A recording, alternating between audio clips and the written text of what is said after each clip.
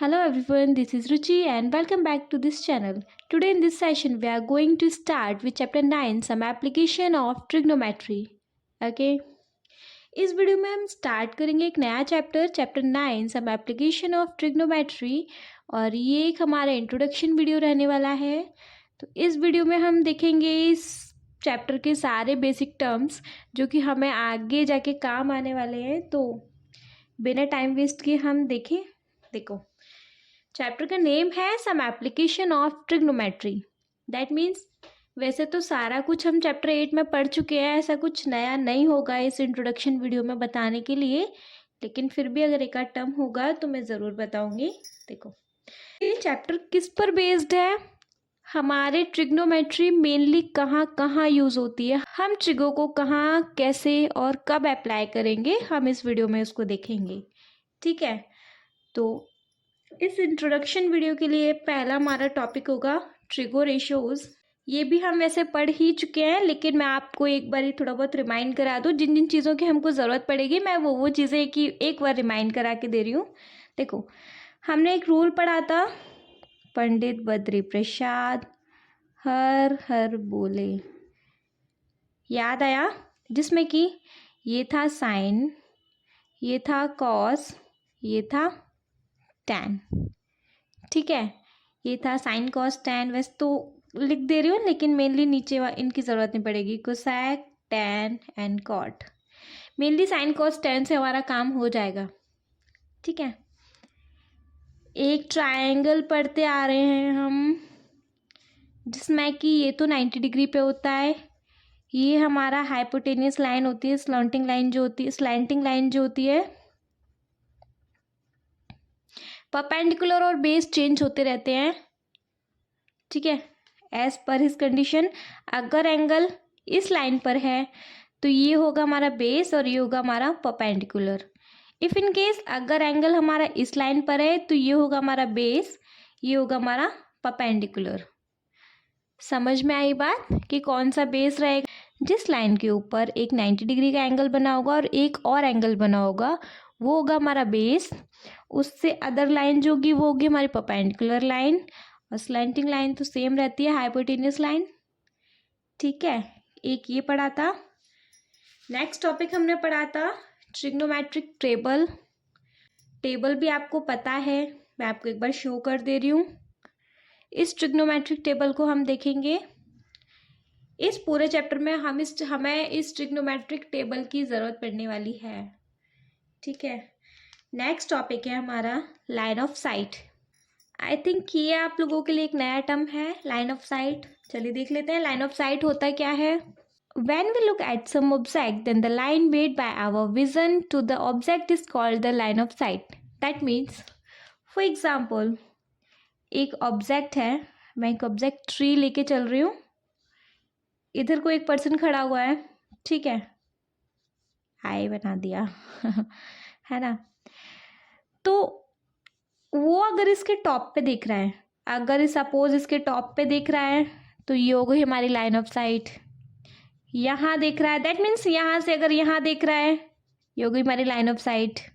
ठीक है, मीन्स कहीं भी देख रहा है, यहाँ देख रहा है मतलब डाउन पे, ऐसा कहीं भी देख रहा है तो यहाँ से यहाँ तक का जो डिस्टेंस है वो हमारा क्या होगा? Line of site. समझ में आया? ठीक है, अगर नहीं आया हो तो फिर भी हम हैं, हमसे पूछो आप मुझे कमेंट सेक्शन में कमेंट करके पूछ सकते हैं। नेक्स्ट टॉपिक है हमारा हॉरिजॉन्टल लाइन। हॉरिजॉन्टल लाइन क्या होती है वो देख लेते हैं। ए horizontal line is a distance between the observer and the object. पढ़ते ही समझ में आ गया होगा हॉरिजॉन्टल लाइन क्या होती है। ऑब्जर्वर एंड ऑब्जेक्ट के बीच का एक स्ट्रेट डिस्टेंस। यहाँ एक ऑब्जर्वर खड़ा हुआ है और वो इस ऑब्जेक्ट को देख रहा है। यहाँ से अगर यहाँ तक का जो डिस्टेंस होगा वो क्या होगी? हमारी हॉरिजॉन्टल लाइन। बहुत सिंपल सा टॉपिक है, वैसे तो समझ में आ जाना चाहिए। ठीक है, तो ये एक टर्म और क्लियर हो गया। चलिए नेक्स्ट टर्म पे आते हैं। नेक्स्ट टर्म है हमारा एंगल ऑफ एलिवेशन। मेनली ये दो ही टर्म टोटली नए हैं, angle of elevation and angle of depression. दो टर्म्स को अच्छे से पढ़ लेना है क्योंकि मेन यही काम में आने वाले हैं, ठीक है। तो एंगल ऑफ एलिवेशन होता क्या है, चलिए देखते हैं।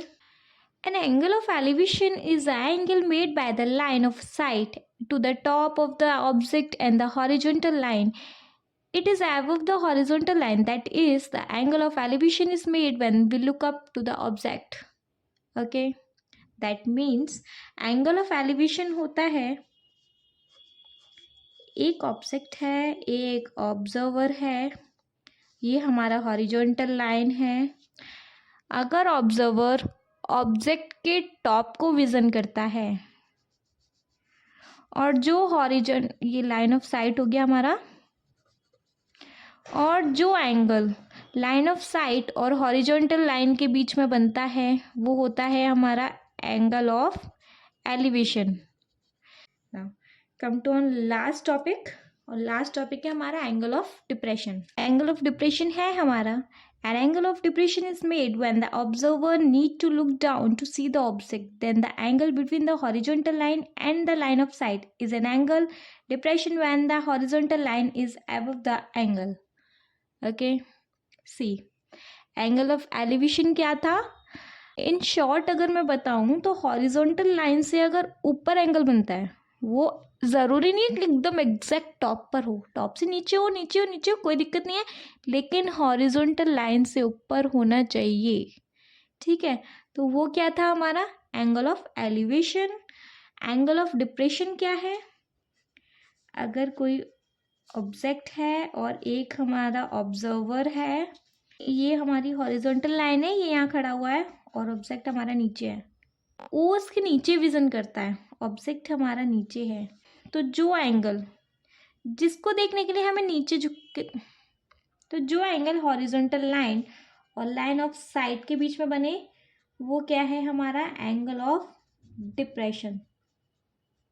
सी, एंगल ऑफ एलिवेशन और एंगल ऑफ डिप्रेशन में सिर्फ इतना ही डिफरेंस है कि एंगल ऑफ एलिवेशन के लिए ऑब्जर्वर को थोड़ा ऊपर देखना पड़ेगा और एंगल ऑफ डिप्रेशन के लिए ऑब्जर्वर को हॉरिजॉन्टल लाइन से नीचे देखना पड़ेगा। समझ में आया ये टॉपिक।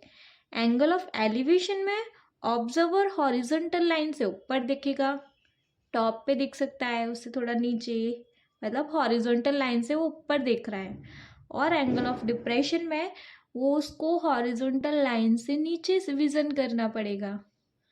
इज इट ओके ना। तो यही हमारे इस इंट्रोडक्शन वीडियो में लास्ट कंटेंट था। इसके आगे तो जो भी कुछ होगा एग्जाम्पल दे दे के मैं एक्सरसाइज वाली वीडियोस में समझाती जाऊंगी, ठीक है। अगर समझ में आ गया हो तो प्लीज़ आप मेरी इस वीडियो को एक लाइक कर दो, मेरे इस चैनल को सब्सक्राइब कर दो, ठीक है। अगर लेकिन हाँ नहीं समझ में आया हो तो आप मुझे कमेंट सेक्शन में कमेंट करके पूछ लो, नो इश्यूज़। आई नो नई चीज़ें होती हैं तो एक बारी में नहीं समझ में आती हैं, आप 1 से 2 बारी प्रैक्टिस करो लेकिन फिर भी समझ में नहीं आता है तो आप मुझे कमेंट सेक्शन में कमेंट करके पूछ लो, कोई दिक्कत नहीं है।